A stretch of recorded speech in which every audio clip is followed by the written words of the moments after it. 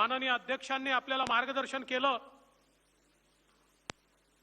आपले प्रभारी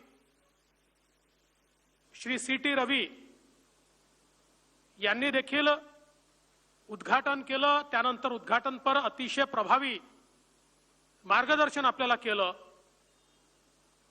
आणि दोन महत्त्वाचे ठराव देखील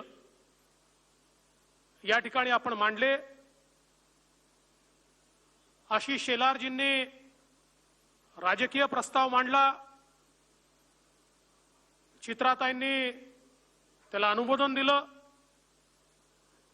बोंडेजींनी शेतीविषयक प्रस्ताव मांडला, वासुदेव नानांनी त्याला अनुमोदन दिलं आणि या संपूर्ण प्रक्रियेमध्ये एकूणच महाराष्ट्राची आजची परिस्थिती ही आपल्या सगळ्यांच्या समोर आली। खरं म्हणजे आज माझ्या समोर हा सवाल आहे की महाराष्ट्रामध्ये जे चाललंय त्याला सरकार म्हणता येईल का? सरकार म्हणून अस्तित्व कुठे आहे?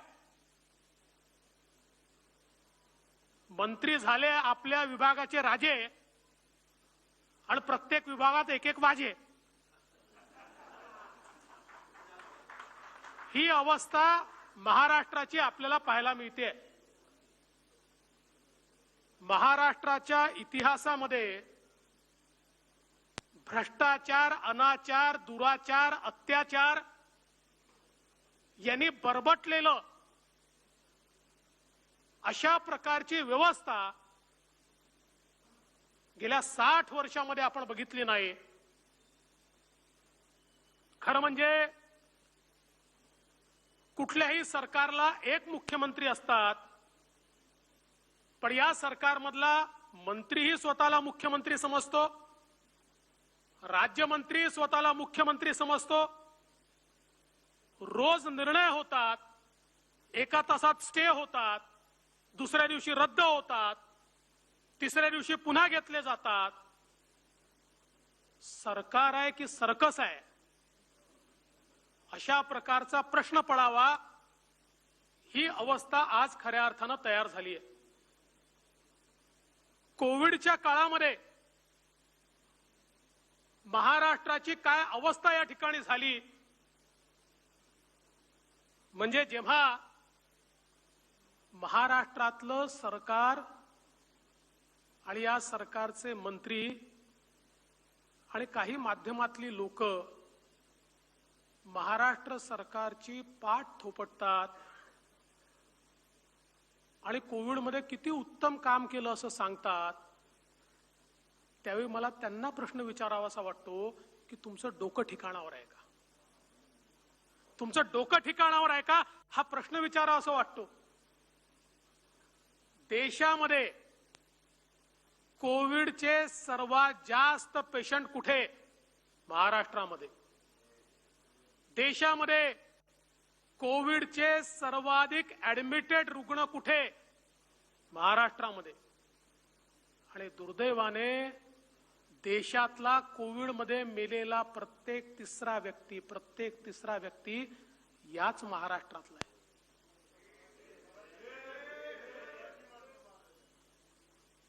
30-33% लोक जे देशामध्ये मृत्युमुखी पडले त्यापैकी 33% लोक या महाराष्ट्रामध्ये आपल्याला पाहायला मिळतात। अरे किड्या मुंग्यासारखे लोक मेले, किड्या मुंग्यासारखे। ऑक्सिजन नाही म्हणून लोक मेले, ट्रीटमेंट मिळत नाही म्हणून लोक मेले, ॲम्ब्युलन्स मध्ये लोक मेले, रस्त्यावर लोक मेले। कुठलं मॉडेल आणलंय? कशाचं मॉडेल आणलंय? कोणी हे मॉडेल आणलंय? हे मॉडेल जर असेल तर मृत्यूच्या सापळ्याचं मॉडेल आहे। आज खरं म्हणजे या मृत्यूचं उत्तर देणार कोण आहे? आणि मला कधी कधी आश्चर्य वाटतं, उत्तर प्रदेशाच्या गंगा नदीमध्ये 50 मृतदेह सापडले तर 2 दिवस महाराष्ट्रात बातम्या चालतात। ते दुर्दैवीच आहे, त्याचं समर्थन कोणीच केलं नाही। पण बीड जिल्ह्यामध्ये 22 मृतदेह कोंबून एका गाडीमध्ये त्याची विटंबना केली जाते, त्या संदर्भात मात्र काही लोक मौन आहेत, बोलत देखील नाही. हे मॉडेल आहे, हे मॉडेल आहे, हे मॉडेल आहे. या ठिकाणी या महाराष्ट्रामध्ये ज्या प्रकारे या कोविडच्या काळामध्ये भ्रष्टाचार बोकाळलेला आपण बघितला,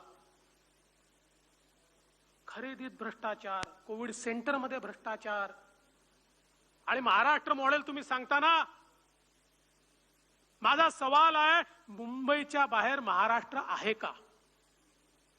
मुंबई महत्वाचा आहेच, ती देशाची आर्थिक राजधानी आहे, त्याची तर तुम्ही वाट लावलीच, पण मुंबईच्या बाहेर महाराष्ट्र आहे का, हा माझा सवाल आहे.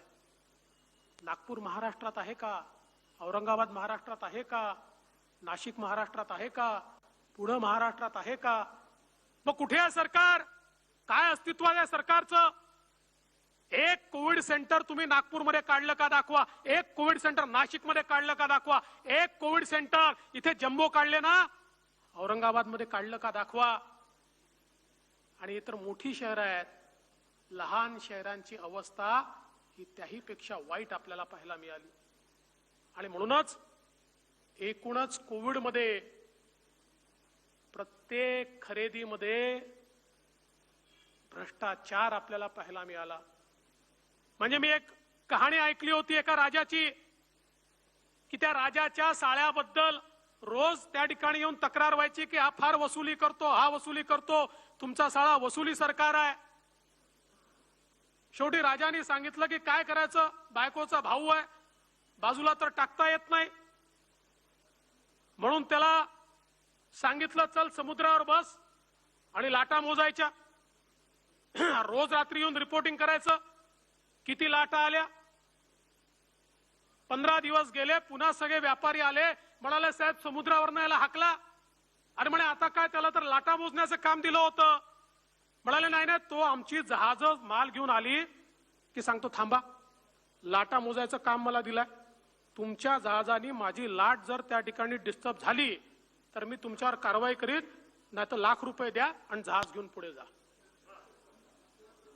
असं लाटा मोजण्याच्या कामातही ज्यांना भ्रष्टाचार समजतो, लाटातलाही वाटा जे घेतात, अशा प्रकारचं वसुली सरकार या ठिकाणी आपल्याला पाहायला मिळतंय. आणि आज अवस्था काय आहे, 100 कोटी रुपयाच्या वसुल्या. पण जसं मी सांगितलं, पोलीस विभागातला वाझे हा तर सापडला, पण वेगवेगळ्या विभागातले वाझे अजून बाकी आहेत आणि त्यांचा पत्ता आमच्याकडे आलेला आहे. आणि तो पत्ता आमच्याकडे असल्यामुळेच आणि सरकारला माहिती आहे की तो पत्ता आता आमच्याकडे आहे, म्हणून अधिवेशन 2च दिवसाचं होत आहे. आणि अधिवेशनामध्ये पहिल्यांदा काय म्हटलं, अधिवेशनाचे मिनिट्स मी दादा वाचले, त्यात असं म्हटलंय, पुरवणी मागण्यांशिवाय दुसऱ्या विषयावर चर्चा करता येणार नाही, कुठल्याही वाझेचा पत्ता सांगता येणार नाही. आणि एवढंच नाही तर जेवढे प्रश्न आपण टाकले, जेवढ्या लक्षवेधी आपण टाकल्या, या सगळ्या व्यपगत करून टाकल्या. अरे कमीत कमी त्याची उत्तरं तर देऊ शकला असतात, पूर्वी तर पद्धत होती ना. पण त्याची उत्तरं द्यावी लागली तर अनेकांची बिंग फुटतील, म्हणून तीही या ठिकाणी अक्षरशः व्यपगत करण्याचं काम केलंय. आणि म्हणून आपण जर बघितलं तर अधिवेशनापासून हे सरकार पळ काढतंय, कारण आपला भ्रष्टाचार आणि गोंधळ हा बाहेर येईल अशा प्रकारची या सरकारला चिंता वाटते. आज ज्या प्रकारे वेगवेगळे विषय उभे राहिले, ओबीसीच्या संदर्भात 26 तारखेला रास्ता रोको आपण करणारच आहोत. आणि मी पुन्हा दाव्यानं सांगतो, दाव्यानं, आणि या सरकारच्या कुठल्याही मंत्र्याला माझं आव्हान आहे, कुठल्याही मंत्र्याला थेट माझ्यासोबत डिबेट करा. हे ओबीसीचं आरक्षण जे गेलं ते केवळ या सरकारच्या नाकर्तेपणामुळे गेलंय, केवळ या सरकारच्या नाकर्तेपणामुळे.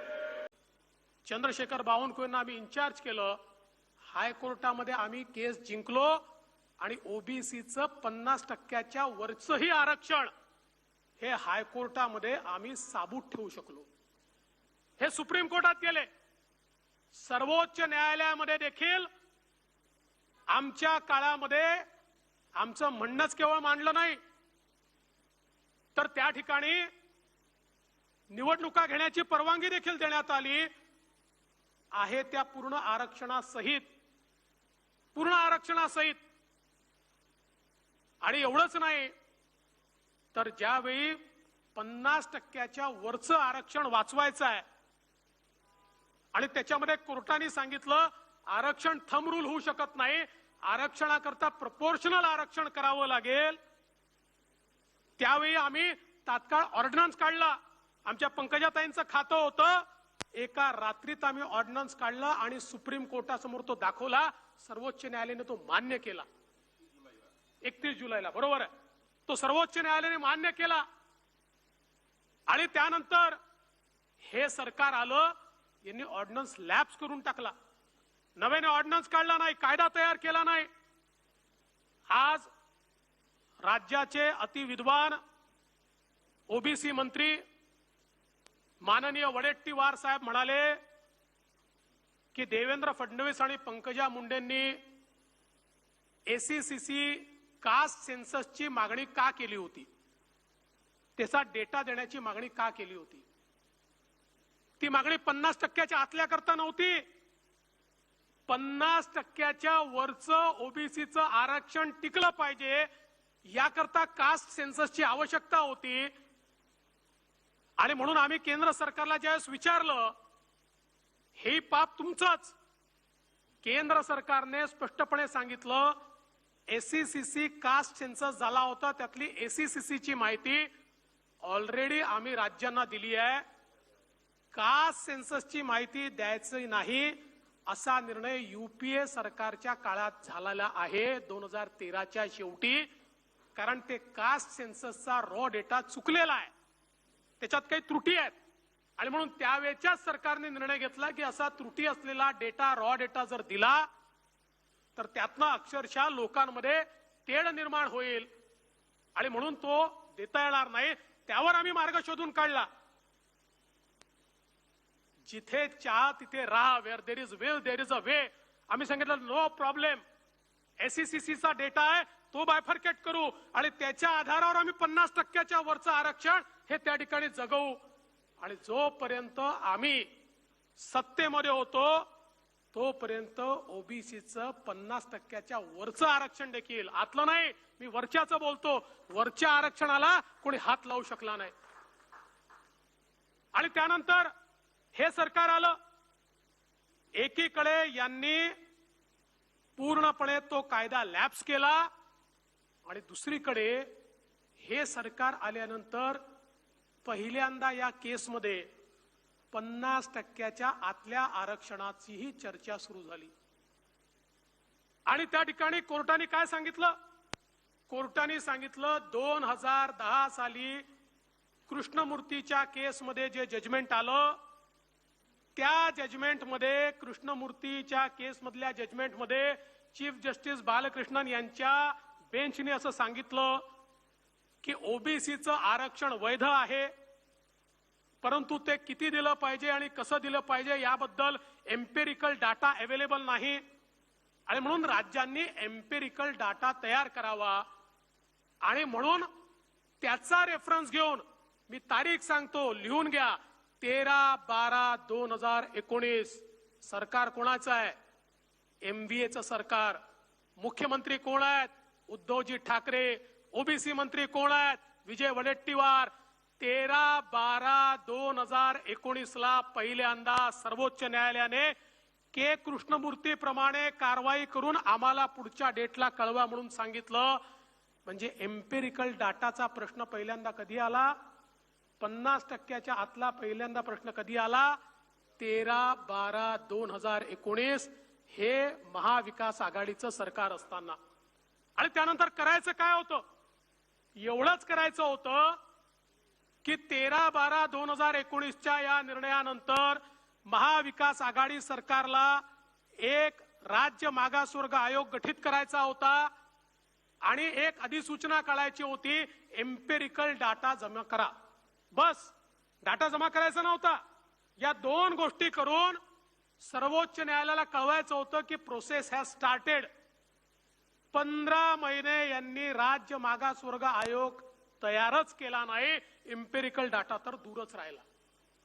आणि त्यामुळे 15 महिन्यात 7 वेळा डेट घेतल्यानंतर 8व्यांदा कोर्टासमोर उभे राहिले, एक ॲफिडेव्हिट दिलं की हो आम्ही मान्य करतो की आमच्या काही जिल्ह्यांमध्ये 50%च्या वर आरक्षण चाललंय, पण आतल्यावर काहीच केलं नाही.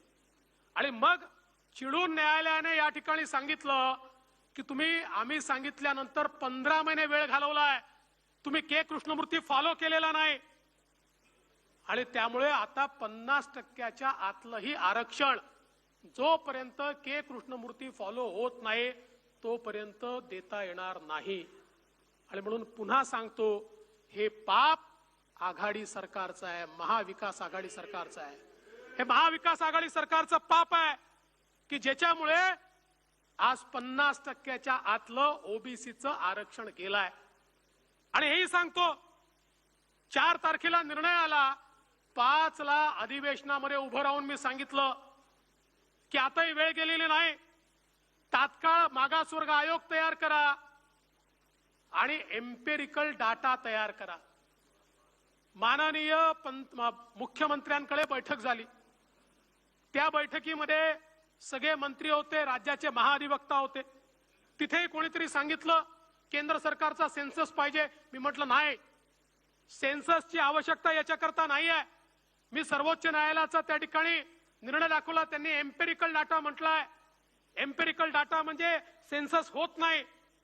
त्या ठिकाणी माननीय महाअधिवक्ते, राज्याचे ऍडव्होकेट जनरल आणि राज्याचे जे सेक्रेटरी आहेत लॉ अँड ज्युडिशरीचे, त्या दोघांनीही माननीय मुख्यमंत्र्यांसमोर सांगितलं की मी जे म्हणतो ते बरोबर आहे, सेन्ससची आवश्यकता नाही आहे, आवश्यकता एम्पेरिकल डाटाची आहे. आणि त्यामुळे राज्य मागासवर्ग आयोग गठीत करून एम्पेरिकल डाटा जमा केला पाहिजे. पण तरी नाही केलं. हे सर्वोच्च न्यायालयामध्ये रिव्हिजन मध्ये गेले. जर या ठिकाणी राज्य मागासवर्ग आयोग तयार करून एम्पेरिकल डाटा जमा करण्याचे आदेश देऊन जर रिव्हिजन मध्ये गेले असते तरी सर्वोच्च न्यायालयाने मान्य केलं असतं. पण ते न करता हे पुन्हा सर्वोच्च न्यायालयामध्ये रिव्हिजन पिटिशन मध्ये गेले आणि सर्वोच्च न्यायालयाने रिव्हिजन देखील त्या ठिकाणी रद्द केली. आणि ओबीसींचा हक्क हा त्या ठिकाणी त्याचा मुर्दा पडला. या सरकारने अक्षरशः त्याचा खून केला.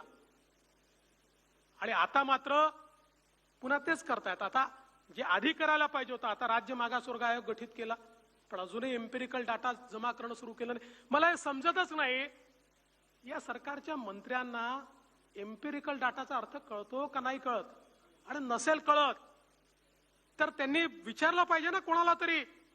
मराठा आरक्षणाच्या वेळी मराठा समाजाकरता एम्पेरिकल डाटा जमा करण्याचं काम आम्ही केलं. दादा समितीचे अध्यक्ष होते त्यावेळी आम्हाला राज्य मागासवर्ग आयोगाने सांगितलं आम्हाला तुम्ही हा डेटा जमा करून द्या. 5 महिन्यामध्ये आम्ही एम्पेरिकल डाटा जमा करून दिला. मराठा आरक्षण जरी खारिज झालं असलं तरी त्याचा जो सर्वोच्च न्यायालयाचा निर्णय आहे तो वाचून बघा. आमचा एम्पेरिकल डाटा चॅलेंज नाही झाला. आम्ही 5 महिन्यात जमा करून दिलेला एम्पेरिकल डाटा हा सर्वोच्च न्यायालयाने मान्य केलाय. मग तुम्हाला हे का समजत नाही की जाणीवपूर्वक ओबीसीला राजकीय आरक्षणच द्यायचं नाहीये. हा काय डाव आहे तुमचा? का दिशाभूल करताय? उठलं की केंद्र सरकारकडे. आणि नसेल तुमच्यात दम आम्हाला सांगा. आम्ही जर 4 महिन्यात, हो आमचं राज्य असतं दादा, मी आज चॅलेंज मध्ये सांगतो, 4 महिन्यात एम्पेरिकल डाटा तयार करून जर ओबीसीचं आरक्षण पूर्ववत आणलं नाही तर अध्यक्ष या ठिकाणी मी दादा तुम्हाला सांगतो, खऱ्या अर्थानं पदावर देखील आम्ही राहणार नाही. अरे मनातनं असावं लागतं, मनातनं इच्छा असावी लागते, इच्छा. या ठिकाणी खऱ्या अर्थानं यांची इच्छाच नाहीये. आणि मग मला आश्चर्य वाटतं, ज्यावेळी हायकोर्टमध्ये विषय मांडायला पाहिजे होता, हायकोर्टात तुम्ही तारखा घेत होतात आणि रस्त्यावर मोर्चे काढत होतात. मंत्री मोर्चे काढत होते, रस्त्यावर मोर्चे काढत होते, हायकोर्टात झोपा काढत होते, सुप्रीम कोर्टात झोपा काढत होते, त्या ठिकाणी तारखावर तारखा घेत होते. आणि आजही पहा, एम्पेरिकल डाटा नाही तयार करत आहेत. एम्पेरिकल डाटाच्या ऐवजी यांचेच कार्यक्रम चालले आहेत, यांचेच मोर्चे चालले आहेत. पण एक गोष्ट मी अतिशय स्पष्टपणे सांगतो, भारतीय जनता पार्टी 26 तारखेचं आंदोलन करून शांत बसणार नाही. ओबीसीचं राजकीय आरक्षण जोपर्यंत परत येत नाही, या सरकारला आम्ही झोपू देणार नाही. या सरकारला झोपू देणार नाही. काय वाटेल ते झालं आणि कुठल्याही स्तरावर जावं लागलं तरी आता हा संघर्ष अटळ आहे, अटळ आहे. आणि तुम्हाला नसेल जमत, तुम्ही राज्यकर्त्या मदत मागा, आम्ही मदत करायला तयार आहोत. आम्हाला माहिती आहे आमच्यापेक्षा जास्त अक्कल तुमच्याकडे आहेत. तुमच्यातले काही शहाणे आहेत आणि काही दीड शहाणे आहेत. पण तरी देखील आमच्यासारख्या अर्ध्या शहाण्यांकडनं काही मदत लागली तर ओबीसींकरता सहर्ष करू. आम्हाला कुठलंही क्रेडिट नको आहे. पण जर ओबीसीला फसवाल तर खबरदार, भारतीय जनता पार्टी शांत बसणार नाही, चूप बसणार नाही. आज हीच परिस्थिती मराठा आरक्षणाची केली आहे.